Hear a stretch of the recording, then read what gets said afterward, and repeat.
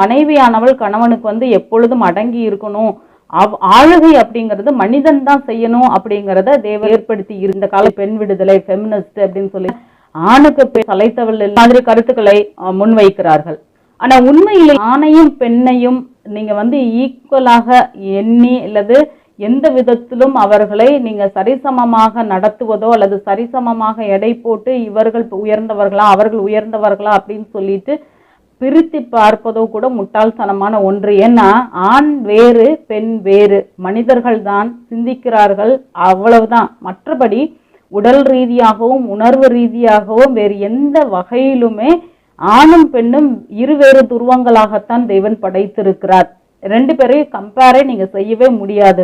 மனிதர்களாக படைக்கப்பட்டிருந்தாலும் கூட ரெண்டு பேரும் ரொம்ப யூனிக்காக ரொம்ப வித்தியாசமான குணநலன்களோடு உடல் தகுதிகளோடு திறன்களோடு தேவன் படைத்து வைத்திருக்கிறார்.